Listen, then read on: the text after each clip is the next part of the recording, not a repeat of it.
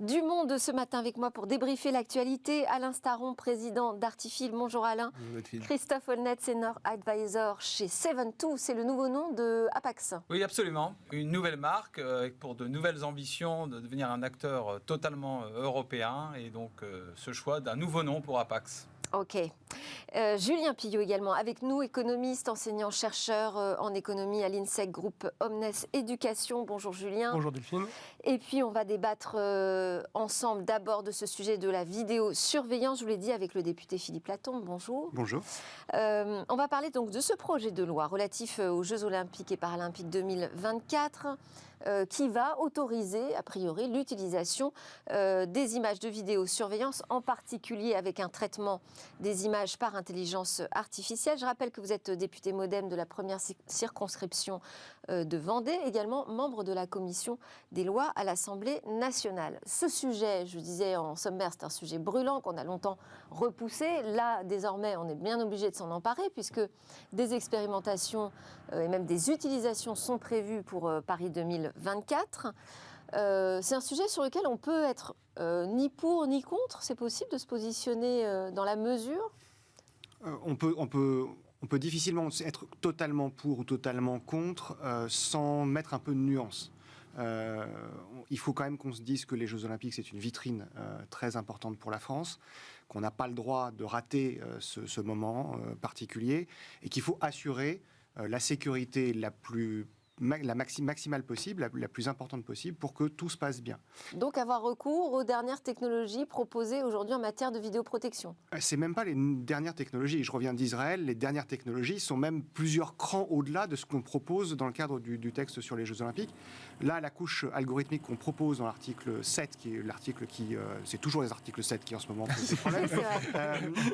Mais l'article 7 propose simplement de pouvoir mettre du traitement algorithmique pour repérer des événements particuliers qui nécessiteraient des interventions des forces de l'ordre. On n'est pas du tout dans de la reconnaissance faciale, dans de la biométrie, dans des choses qui sont déjà à l'œuvre dans des pays, même européens, et pour lequel, là, il peut y avoir un débat éthique, de biais, de contrôle, de ce genre de choses. Mais là on parle quand même de vidéosurveillance des citoyens dans l'espace public avec un traitement automatisé. Alors, l'idée, c'est qu'aujourd'hui, vous êtes déjà dans l'espace public avec des vidéos qui prennent vos images et qui les enregistrent. Oui. Là, c'est simplement que dans les centres de commandement, on ait des traitements algorithmiques qui disent qu'à tel endroit, il y a une foule qui commence à se densifier et que donc il y a éventuellement, potentiellement, un risque d'écrasement de personnes contre un mur, contre une balustrade, contre un banc, et qu'il faudrait anticiper en envoyant des forces de l'ordre, donc des humains, et il n'y a aucune décision algorithmique qui est prise dedans. C'est simplement des alertes poussées dans les centres de commandement pour qu'on puisse envoyer des policiers ou des agents rétablir la circulation normale pour éviter ce qui a pu se passer en Corée au moment d'Halloween, ce qui a pu se passer dans d'autres grands événements, et on peut penser à des grands événements religieux, notamment en Arabie Saoudite, où régulièrement il y a de ce type d'accident, et où les algorithmes permettent simplement de commencer à anticiper le plus possible ce qui va se passer.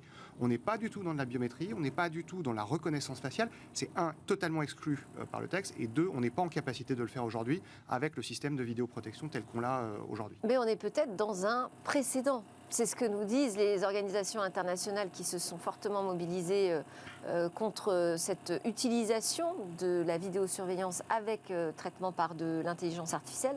C'est qu'on crée un précédent en France. On ne crée pas vraiment un précédent parce que c'est aujourd'hui possible. Le RGPD ne nous l'interdit pas.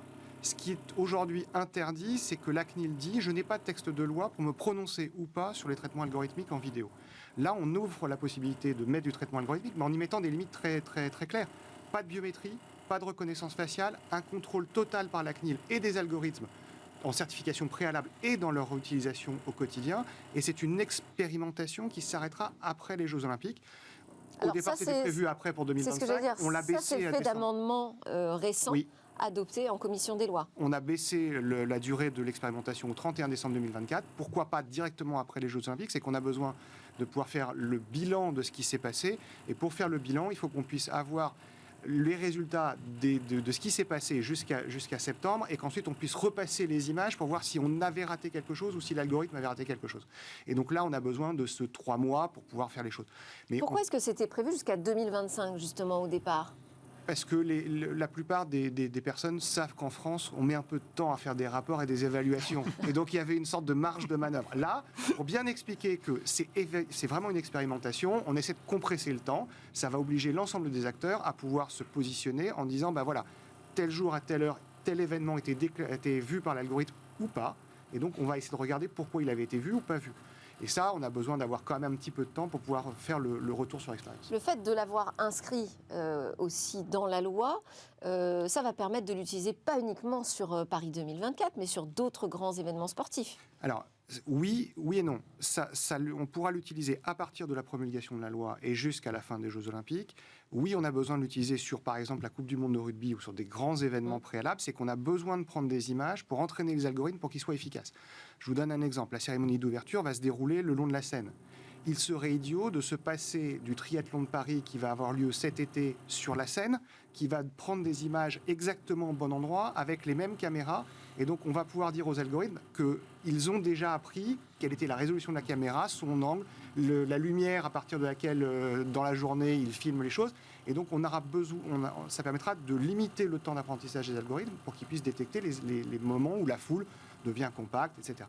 Et donc, plus on va pouvoir compresser ce temps-là, plus on sera efficace. Et on a vraiment besoin d'efficacité parce qu'on est à moins d'un an maintenant, il faut être très clair, on est à moins de 500 jours des Jeux Olympiques. On a besoin que les algorithmes puissent fonctionner et qu'on ait pu vérifier avant qu'il n'y avait pas de biais. C'est aussi pour ça qu'on a besoin de ces entraînements. Est-ce que les débats sont quand même tendus vous êtes également membre de la CNIL. À la CNIL, tout le monde est d'accord sur ce sujet ? Je rentrerai pas dans le détail, le secret de ce qui peut se dire à la CNIL. Vous avez vu que la CNIL a donné un avis, que le Conseil d'État a donné un avis. Au niveau européen, tout le monde n'est pas non plus aligné sur ce sujet. On a des pays qui sont largement plus en avance que nous. Je pense notamment à l'Espagne, qui a lancé plus qu'une expérimentation avec Renfe, qui est l'équivalent de la SNCF, où ils sont vraiment sur des algorithmes qui vont jusqu'à une partie de biométrie. On est au niveau européen dans une réflexion sur ce qu'on appelle l'IA Act, qui est une réglementation européenne qui serait l'équivalent du RGPD pour l'intelligence artificielle. On espérait pouvoir avoir un vote sur l'IA Act. Premier semestre 2023 sera plutôt deuxième semestre 2023, avec une mise en application à partir de 2025 de façon graduelle. A priori, on s'oriente vers ce qu'on pense nous en France, c'est-à-dire un refus de la reconnaissance faciale et d'une partie de la biométrie, sauf pour des questions de sécurité intérieure, de lutte contre le terrorisme, mais des choses très particulières, avec des contrôles très particuliers. Pour le reste, on s'apparenterait vraiment à ce que l'article 7 aujourd'hui prévoit. Et c'est aussi notre objectif, ne pas aller plus loin que ce que l'Union européenne va pouvoir proposer et ne pas être totalement en dessous pour éviter d'avoir aussi des usages qui seraient déployés dans d'autres pays. Et on sait très bien que des usages dans les pays voisins arrivent par capillarité. Et quand on n'a pas préparé les choses, on est un peu débordé. Après, c'est le sujet, vous nous dites qu'il faut placer le curseur au bon endroit pour trouver le bon cadre juridique. Mais enfin, le curseur, est-ce qu'on n'est pas en train de le déplacer petit à petit, toujours quand même dans la même direction ? Oui et non. Aujourd'hui, quand vous avez une ville comme Paris, région parisienne, où vous avez 4500 caméras, et je ne pense même pas aux caméras de la RATP et la SNCF, aucun opérateur n'est en capacité de pouvoir les regarder, d'être efficace avec ce nombre de caméras-là. On a besoin à un moment ou à un autre que les algorithmes permettent de pousser des événements particuliers en disant là, je pense qu'il y a quelque chose à regarder, venez voir, envoyez des forces de l'ordre pour voir s'il y a vraiment quelque chose. Dans d'autres pays, les algorithmes traitent directement les événements et envoient directement les forces de l'ordre ou l'armée ou les services de secours. On est vraiment très en dessous de ce que certains pays font.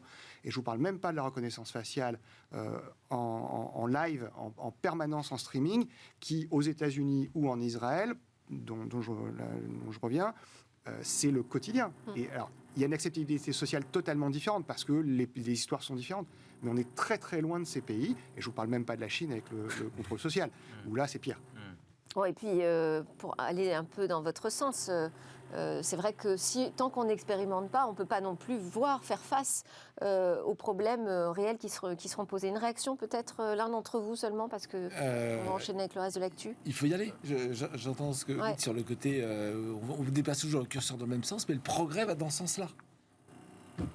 Je pense peux rajouter, c'est un sujet où le en même temps fonctionne. C'est-à-dire qu'on peut à la fois vraiment avoir des algorithmes au service de la sécurité sans avoir à enfreindre des réglementations sur la vie privée. Et je trouve que de ce point de vue, voilà, il faut y aller. Il faut rester vigilant en tout cas. Et la vraie question, c'est surtout, est-ce qu'on peut se permettre de ne pas y aller lorsqu'on organise des événements aussi massifs que les JO? On se souvient du fiasco du Stade de France pour la finale de la Coupe d'Europe des clubs champions, la Ligue des champions. Il ne faudrait pas que ça puisse se reproduire. En revanche... Je ne sais pas si ça l'aurait évité, mais bon, ça, c'est un exactement. autre débat. C'est pour ça qu'il faut à la fois de la tech, mais aussi de l'humain. De la tech plus de l'humain, c'est ce qui permet d'être beaucoup plus efficace en intervention. Parce que derrière, c'est quand même la décision humaine qui... Ça sera 20 000 personnes qui assureront la sécurité des JO sur un mois en permanence. Donc ça veut dire 50 à 60 000 personnes avec les vacations de repos, etc. C'est énorme. Et donc on a besoin de les aider à être efficaces et aller aux bons endroits au bon moment. Il faudra les former aussi. La formation va être un grand enjeu. Pour prendre les bonnes décisions.